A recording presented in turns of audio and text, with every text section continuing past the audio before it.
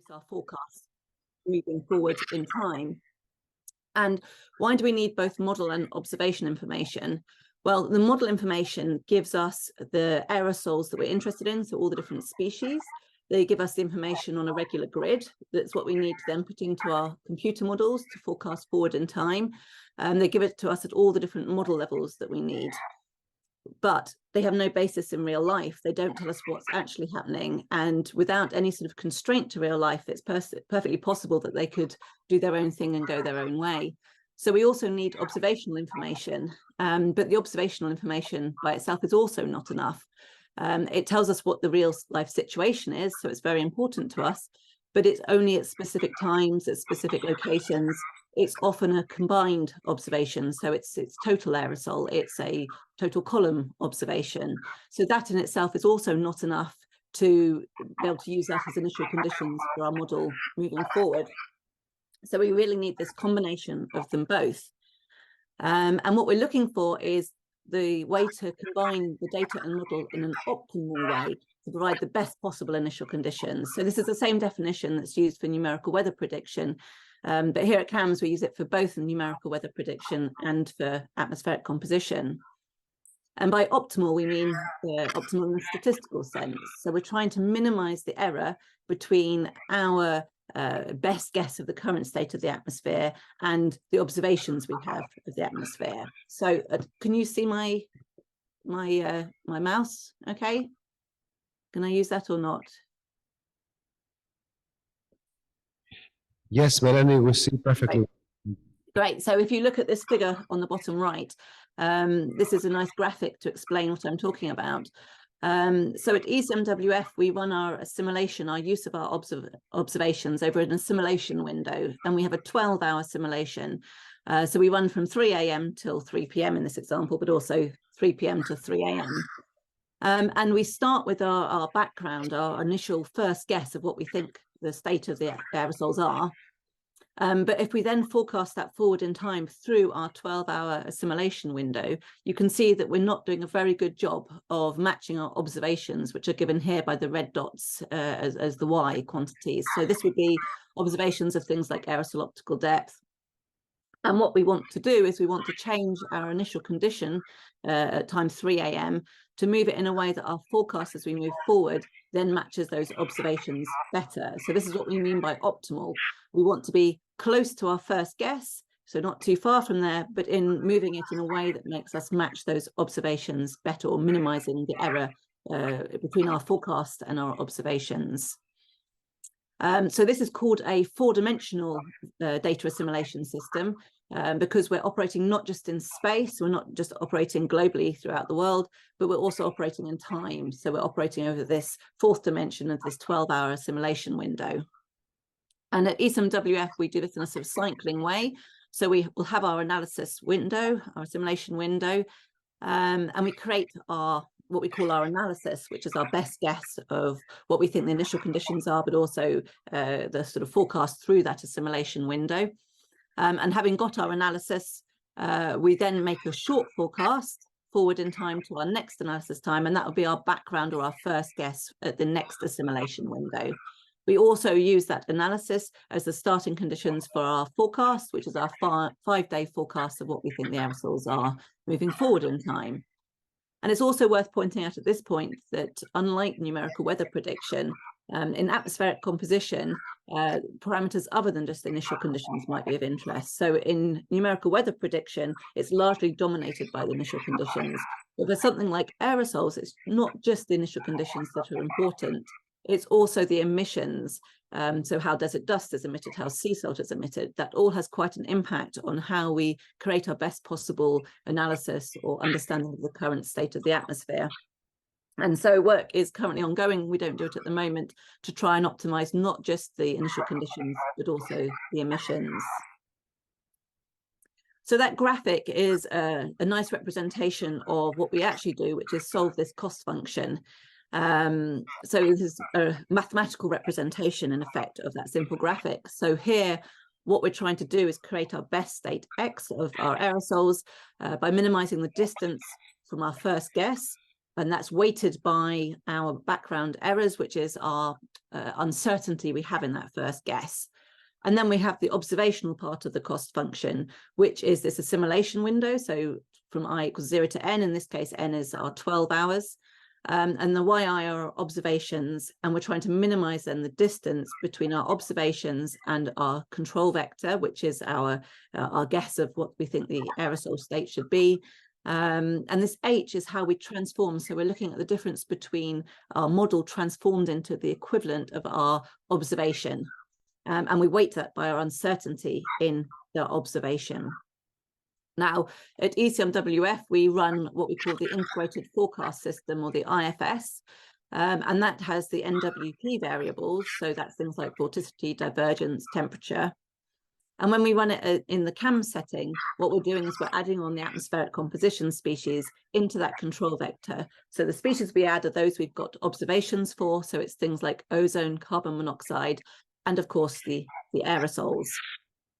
And then we're trying to minimize this cost function across all the NWP species, but also the atmospheric composition species. And how we do that is we have our model, and we have 3 distinct different models for the different types of atmospheric composition species. So we have our greenhouse gas module, we have our chemical module, and we have our aerosol module. And our aerosol module is a bin scheme, and we have 16 aerosol variables. We have sea salt, we have dust, black carbon, organic matter, sulfate, nitrate, ammonium, and biogenic and anthropogenic secondary organic species. Then we also have emissions, and we have dry and wet deposition, and we have sedimentation. So we're using that all within our model, and that's fully integrated into the IFS. So it's part of our system. It's not a coupled model. We really do the modeling of both the aerosols in line with the numerical weather predictions. So things like using the winds at every time step to look at how desert dust might be emitted. So I now want to move on to looking a bit more in detail at the aerosol analysis itself, and some of the challenges and difficulties we have with doing data assimilation specifically for aerosols. So as I've already said, the CAMS system uses these 12-hour assimilation windows, and we have inputs that go into those assimilation windows. So one of the inputs is obviously the observations. And for the global model at ECMWF, we only use satellite data. And for aerosols, that would be satellite data of AODs that go into the model. However, we also have our emissions.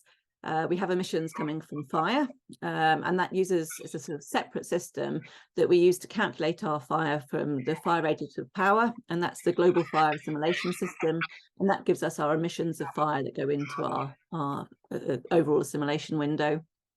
And we also have anthropogenic emissions, and those come from established inventories that we are provided and are a separate input to the model.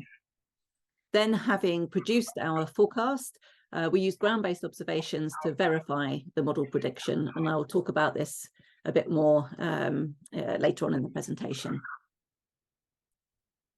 So what's the impact of using this data assimilation, of using the observations on our forecast? So here in the top plot, I'm showing a verification of our forecast, our AOD forecast against AeroNet, and it's a plot of bias. So we also produce, as well as our analysis, we also produce a forecast where we haven't used data assimilation. And this is very useful for allowing us to understand the impact of the data assimilation of using those observations on our forecast. And so you can see here that without using any observations, we have a low bias in our model.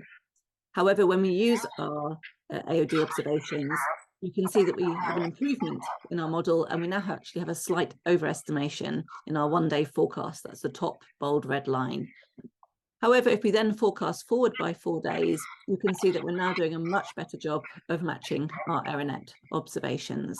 So in this case, doing the data assimilation is having a really good impact on our system. We don't just look at AeroNet observations of AOD, we also use PM 2.5 observations to verify our forecast.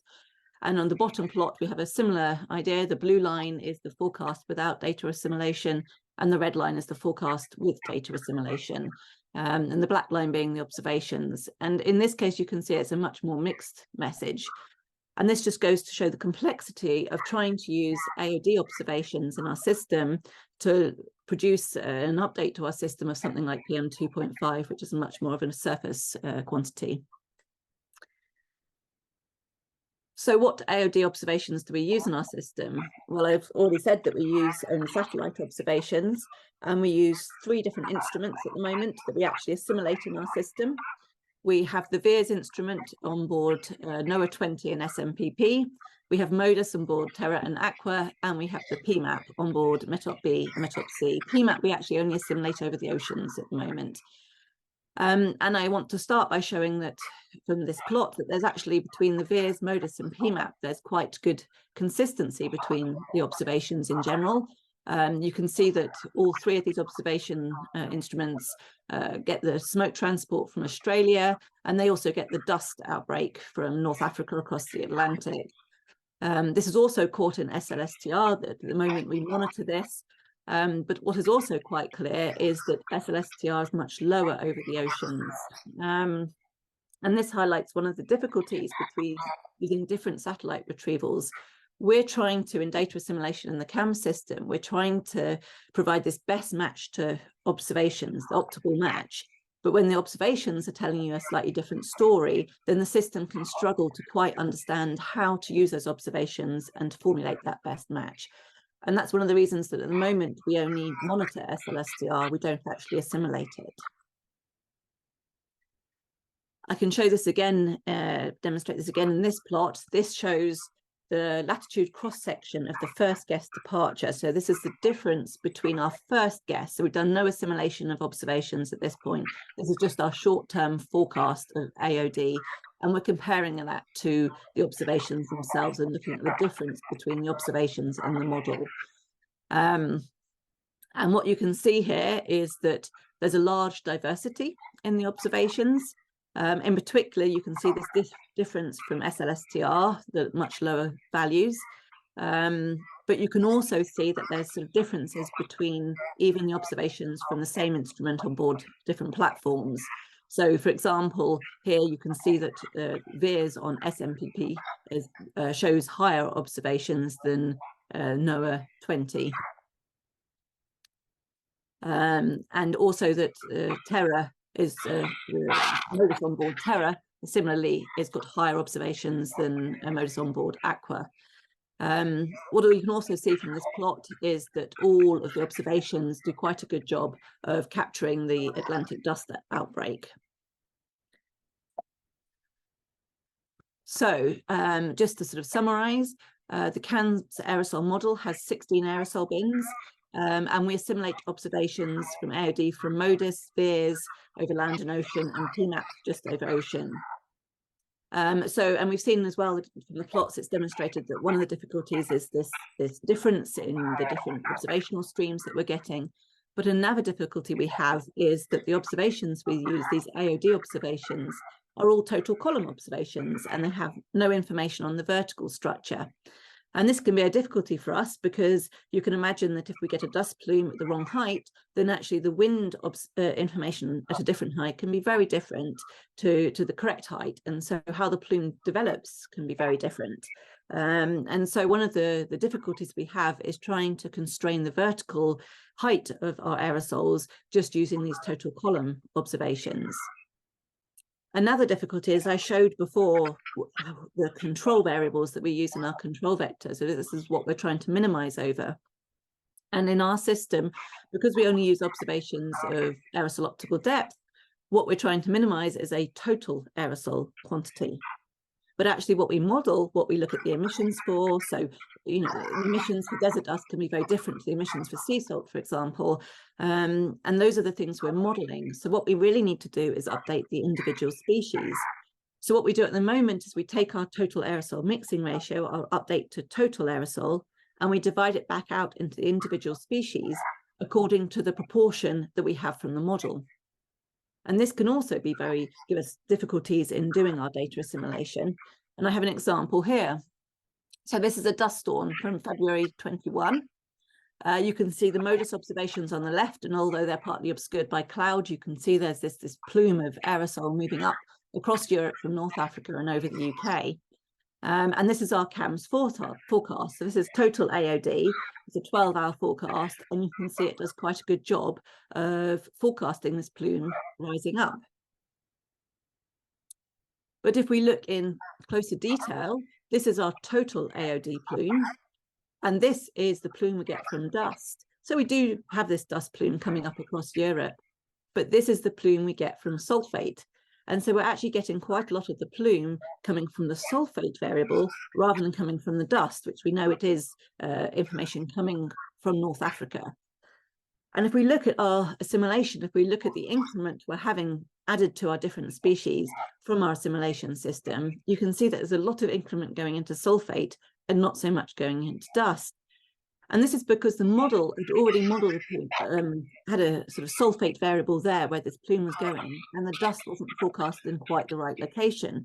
So we know from our total aerosol, we need to update our model to account for this plume, but because there's no dust there in the model, it has no way of knowing that it needs to attribute that plume back to dust. If we instead introduce, and we're just exploring doing this at the moment, from observations from Yazi that are particularly relevant just to dust, and we use those in our system as well as our total AOD, what you can see is that we now have the increment coming more from dust and hardly anything in sulfate. And now we have that plume going up across the UK and across Sweden and Norway, as we expect from the total AOD quantity. So one of the other difficulties we have in our system is that not only do we have difficulties with it being differences in the satellite retrievals, but also the vertical information, but also information on the speciation of the different aerosols. And I wanted to finish this section by also looking at how we use other observations. So although we use satellite observations only in our system for assimilation, it's also very important to us that we have these AeroNet and other in situ observations for our verification. We use these observations in a different way. We have basic monitoring of the global analysis, so that's ongoing within ECMWF, and it just allows us to know that, say, an observation stream suddenly goes off track, and that changes and pulls our analysis away from the AeroNet observations, then that issues an alert to us so we can go and look at our system and understand what's going on. We also have our global validation server, and this is work that's done by contractors that really evaluates how our system is performing. And they use observations of AeroNet from AeroNet sites and allow us to track and monitor how our system's doing. But it's also very important to us when we do system updates. So I show here an example of some work that's going on looking at the background errors for the aerosols. And you can see that we can use the AeroNet observations to evaluate over a longer period of time how our performance of our system with the update is performing against the control experiment. And that really allows us to assess whether we want to use updates or not. And we use that's basically the metric that we use to decide whether we're going to update our system. So having these AeroNet observations is very, very important to us. I want to just finish by mentioning some of the other products that we have. We don't just have our operational system that does these forecasts twice a day. We also have a global reanalysis. So this is a system that uses a consistent model over a longer time period. So our operational system, we update potentially about once every year with any improvements that we've done, any research. But with our reanalysis, we take one model version and we use that to do a much longer time period. So we have that consistency across the period, and at the moment that's 2003 to 2022. And that means that we can do interesting things like look at anomalies based against this consistent time period. So here I show a couple of examples. We're looking at anomalies and extremes in 2021 by comparing to the period from 2003 to 2020. And this is on the right is the number of days in 2021 with extremely high AOD. So that's being defined as above the local 99.9th percentile of this 2003 to 2020 average. And then on the left, you can have a look at the anomalies against that period as well. So you can see low anomalies in the blue and high anomalies in the red. And what these plots show is that you can really see the exceptional fires over parts of Siberia, US and Canada that occurred in 2021, as well as the plumes that go down across the Arctic Ocean and the eastern US. This data for both the reanalysis and for the operational system is freely available to everyone. We store it on the Atmosphere data store. You just go online and create an account, and then you have access to that data. On our web pages, it's not just the data. We also have our aerosol forecasts and charts. We have aerosol alert system, and we also have news items that you can have a look through and understand anything that's exciting going on in atmospheric composition. So just to summarize, I've gone briefly through the 4D VAR data assimilation methodology that we use operationally in the Copernicus Atmosphere Monitoring Service. And we use that to produce both our aerosol analyses, so our understanding of the best understanding of our current state of the atmosphere, and also then as the starting conditions for our forecasts. We only use satellite data in our simulation system, but the ground-based observations of AOD and particulate matter are used for verification and are very important for the work that we do. We also have our reanalysis that provides this consistent time series and uses one fixed model version. It also uses the best available observations that we have at any one time. So this can be a sort of an observational set that has been reprocessed, and it might not be available in near real time for our operational system, but will be available for this historical run. And some of the challenges we face specifically for aerosol assimilation is diversity in the satellite retrievals, but also this poor constraint on the vertical structure and on the speciation of the aerosols.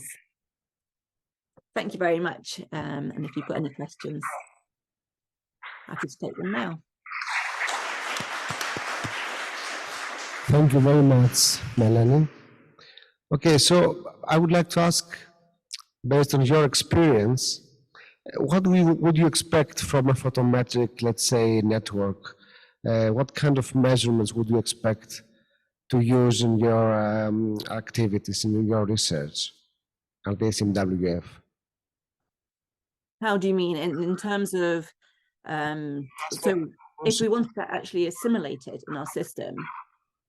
So the optical depths are now assimilated, or they're used for the validation of the assimilation? So at the moment, they're just used for validation. There is work to start looking at more, I assume here we're talking mainly about in situ observations. So there is work to start thinking about trying to look at using these within our system. The slight difficulty for us is that if we start using within our system, then we lose our independent verification, and that's also very important to us. We are starting to look at things like the Actress network and the early network for seeing if we can include those within our system, because they have the vertical structure that we need. One of the key things for us, if we're going to use anything for assimilation, is that we need it within 3 hours of the observation being produced, and that can be quite a constraint on lots of systems because it needs such a speedy turnaround between making the observation and having that observation that quickly good quality. So I think that's one of the key things in using observations in our system. For validation, it's not quite so necessary to have it so quickly, and there's a bit more laxity because we still use say observations that come in immediately. We use for things like our near real-time validation of our server, but we use a lot of observations to look at upgrades and things like that, or even to evaluate when we do sort of an operational system upgrade. We evaluate that thoroughly, and that's done over these sort of longer periods of time. So then we would use observations that wouldn't be available so quickly for that sort of validation. Okay, thank you.